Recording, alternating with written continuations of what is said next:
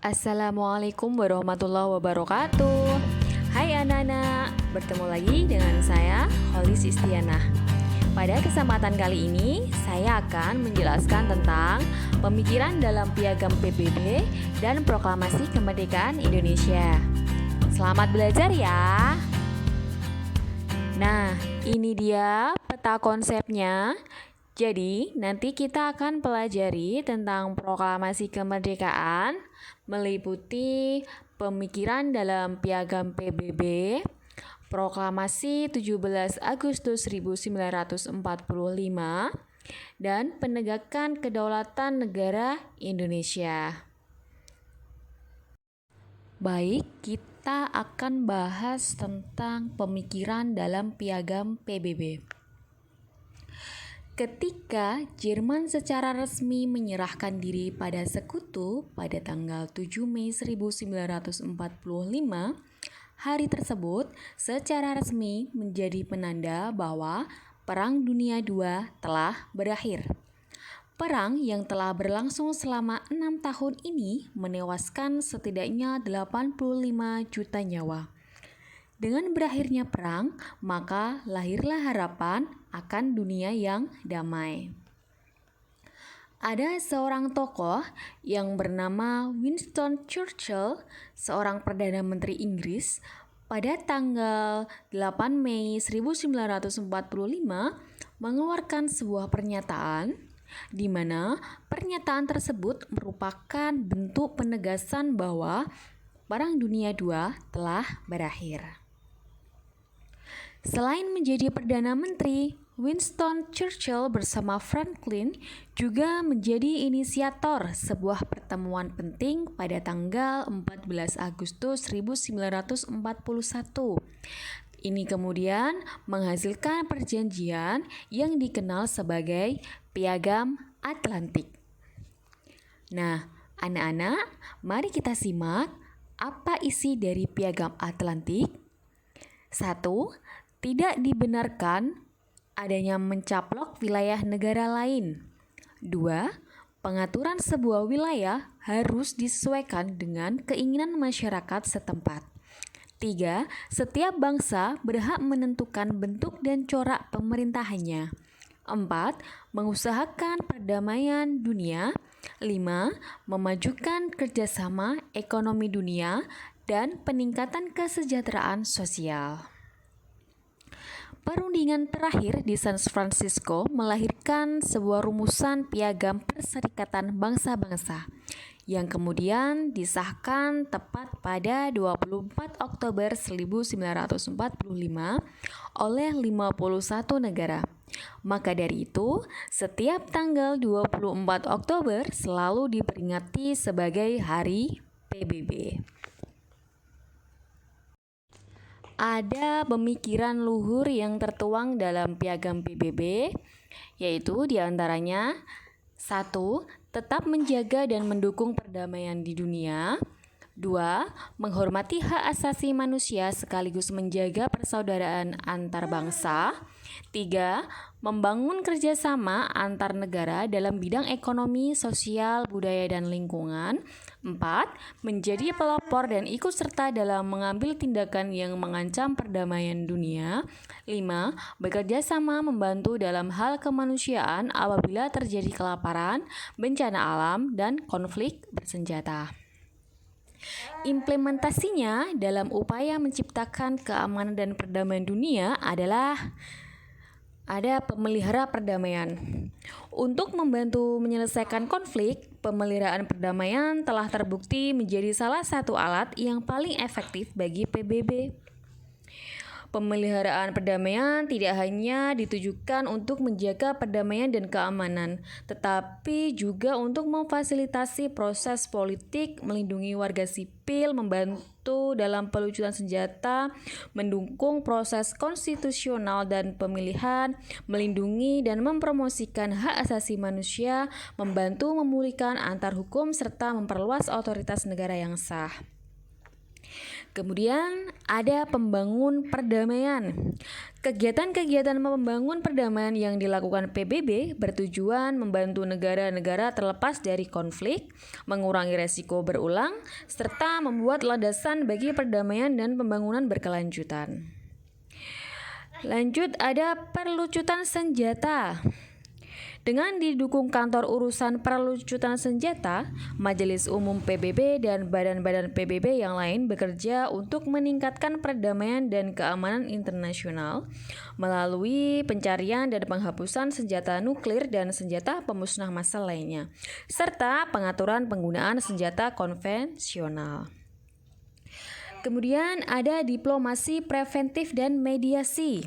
Untuk mengurangi penderitaan manusia dan biaya ekonomi akibat adanya konflik, cara yang paling efektif adalah dengan mencegah konflik tersebut agar tidak terjadi. Dalam pencegahan konflik tersebut, PBB berperan penting yaitu menggunakan perangkat diplomasi dan mediasi. Lalu anak-anak, ada asas PBB yang tertuang dalam pasal 2 Piagam Perserikatan Bangsa-Bangsa yang ditetapkan 7 asas, yaitu 1. PBB didirikan atas dasar persamaan kedudukan dari semua anggota. 2. Semua anggota harus memenuhi kewajiban-kewajiban mereka dengan ikhlas sebagaimana tercantum dalam Piagam PBB. Semua anggota akan menyelesaikan perselisihan internasional mereka secara damai. 4. Dalam melaksanakan hubungan internasional, setiap anggota harus menghindari penggunaan ancaman dan kekerasan terhadap negara-negara lain. 5. Semua anggota harus membantu PBB dalam tindakan-tindakan yang diambilnya berdasarkan ketentuan Piagam PBB. 6. PBB akan menjaga agar negara-negara yang bukan anggota bertindak sesuai dengan asas-asas yang ditetapkan oleh PBB. 7. PBB tidak akan campur tangan masalah dalam negeri masing-masing negara anggota.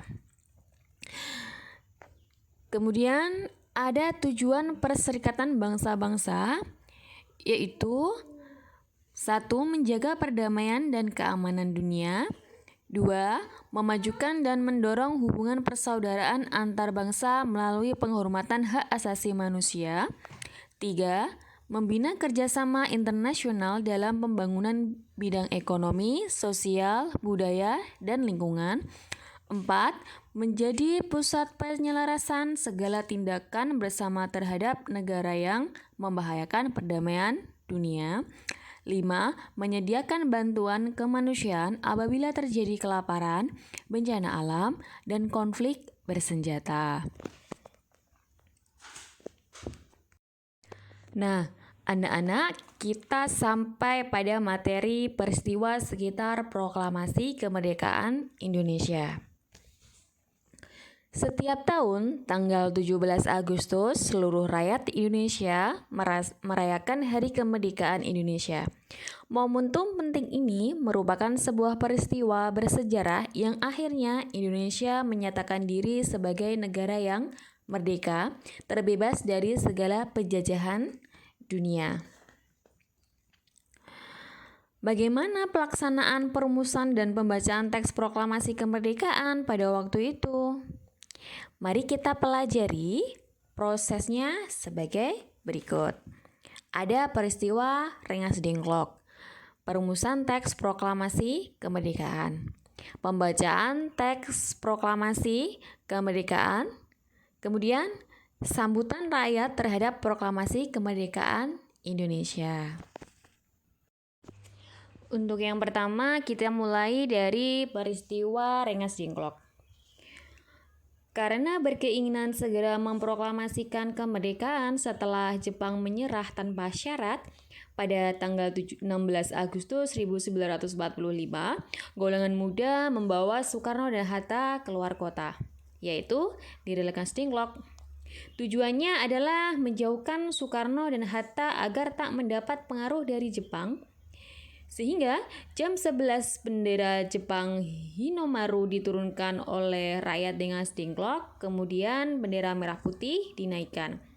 Usai penaikan bendera itu, pemuda bersama rakyat langsung melucuti tentara Jepang. Hingga pada akhirnya Soekarno dan Hatta memproklamasikan kemerdekaan Republik Indonesia pada tanggal 17 Agustus 1945. Kemudian sampai pada perumusan teks proklamasi. Bisa dilihat itu adalah gambar Soekarno-Hatta bertemu dengan Laksamana Muda Tadashi Maeda di Jalan Imam Bonjol nomor 1 yang sekarang digunakan Perpustakaan Nasional. Sebelum ke rumah Laksamana Maeda, Soekarno-Hatta terlebih dahulu menemui Kepala Pemerintahan Umum, yaitu Mayor Jenderal Nishimura, untuk menjajaki sikap Nishimura mengenai rencana proklamasi kemerdekaan Indonesia.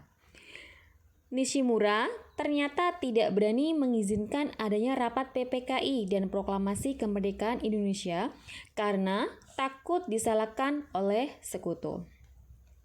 Nishimura melarang kegiatan dalam bentuk apapun termasuk rapat proklamasi dan rapat PPKI. Oleh karena itu, tidak adanya kesepakatan tersebut meyakinkan Soekarno-Hatta untuk melaksanakan proklamasi kemerdekaan Indonesia walaupun tidak disetujui oleh Jepang. Kemudian, ada perumusan konsep proklamasi kemerdekaan Indonesia. Setelah Soekarno-Hatta bertemu dengan Nishimura dan yakin bahwa Nishimura tidak menyetujui pelaksanaan proklamasi kemerdekaan Indonesia, kemudian mereka bergegas ke rumah Laksamana Maeda. Di rumah Laksamana Maeda telah berkumpul para anggota PPKI dan para golongan muda. Setelah itu terjadilah peristiwa bersejarah berupa perumusan teks proklamasi kemerdekaan Indonesia. Lalu ada pengesahan teks proklamasi kemerdekaan Indonesia. Soekarni dari golongan muda mengusulkan agar proklamasi kemerdekaan benar-benar bersih dari pengaruh Jepang. Maka teks proklamasi tersebut agar ditandatangani oleh Soekarno-Hatta atas nama bangsa Indonesia. Usulan ini berdasarkan alasan bahwa kedua tokoh tersebut telah diakui sebagai pemimpin utama rakyat Indonesia. Usul Soekarni ini disetujui oleh para hadirin. Setelah mendapat persetujuan, isi serta siapa yang menandatangani, teks tersebut kemudian diketik oleh Sayuti Melik dengan beberapa perubahan yang kemudian ditandatangani oleh Soekarno-Hatta atas nama bangsa Indonesia. Dan inilah pembacaan teks proklamasi kemerdekaan Indonesia. Gambar tersebut merupakan detik-detik proklamasi yang dilakukan pada hari Jumat di bulan Ramadan pukul 5 pagi. Fajar 17 Agustus 1945 memancar di ufuk timur. Para pemimpin bangsa dan para tokoh pemuda keluar dari rumah Laksamana Maeda dengan diliputi kebanggaan setelah merumuskan teks proklamasi hingga dini hari. Mereka telah sepakat untuk memproklamasikan kemerdekaan bangsa Indonesia hari itu di rumah Soekarno, Jalan Pegangsaan Timur, nomor 56, Jakarta. Pada pukul 10 pagi. Dengan suara mantap dan jelas, Soekarno mengucapkan pidato pendahuluan singkat sebelum membacakan teks proklamasi. Kemudian acara dilanjutkan dengan pengibaran bendera merah putih. Soekarno dan Hatta maju beberapa langkah menuruni anak tangga terakhir dari serambi muka, lebih kurang 2 meter di depan tiang. Ketika Trimurti diminta maju untuk mengibarkan bendera, dia menolak.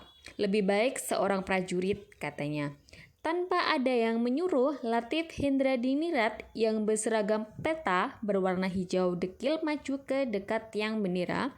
Suhud lalu mengambil bendera dari atas baki yang telah disediakan dan mengikatnya pada tali dibantu oleh Latif Hendradinirat. Bendera dinaikkan perlahan-lahan, tanpa ada yang memimpin. Para hadirin dengan spontan menyanyikan lagu Indonesia Raya.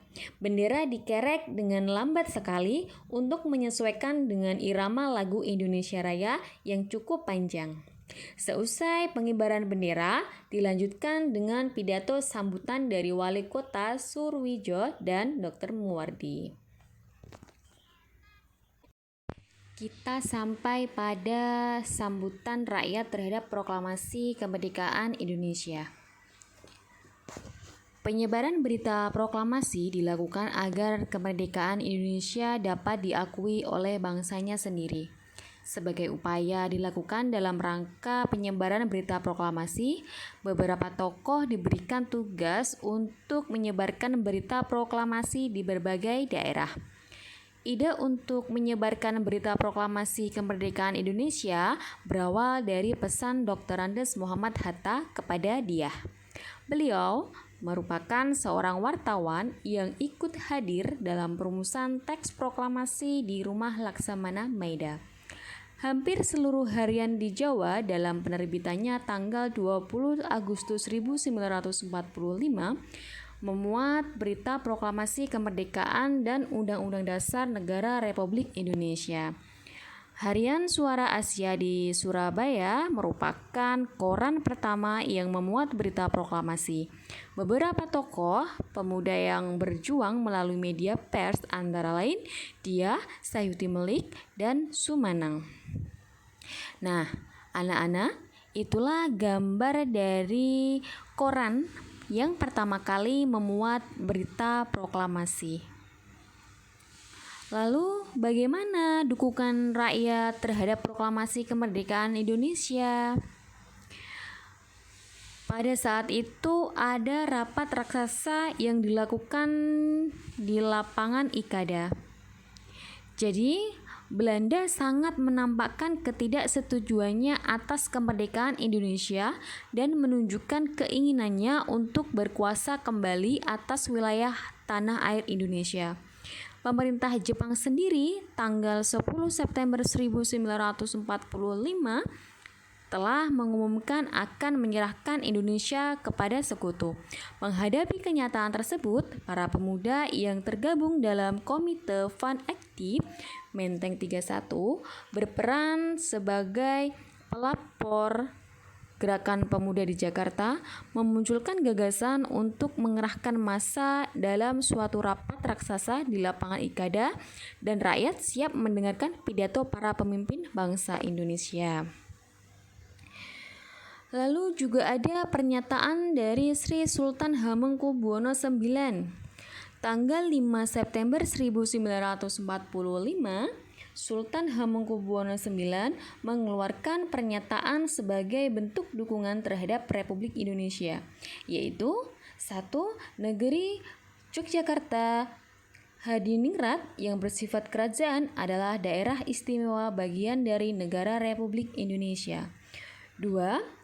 Hubungan antara Yogyakarta dengan pemerintah pusat negara Indonesia bersifat langsung dan akan bertanggung jawab langsung kepada Presiden Republik Indonesia. 3. Sultan Hamengkubuwono IX memerintahkan segenap penduduk Yogyakarta untuk mengindahkan amanat tersebut.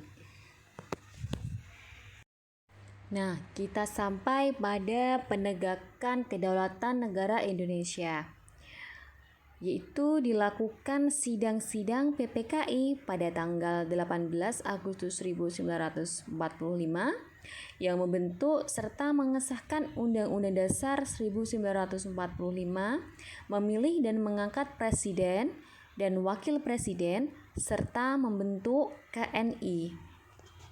Kemudian ada pembentukan KNIP pada tanggal 29 Agustus 1945, pembentukan Kabinet Pertama Republik Indonesia, pembentukan 8 provinsi wilayah Republik Indonesia, pembentukan partai politik, badan-badan perjuangan, dan pembentukan tentara keamanan. Oke anak-anak, demikian penjelasan dari saya mengenai pemikiran dalam Piagam PBB dan Proklamasi Kemerdekaan Indonesia. Terima kasih. Wassalamualaikum warahmatullahi wabarakatuh.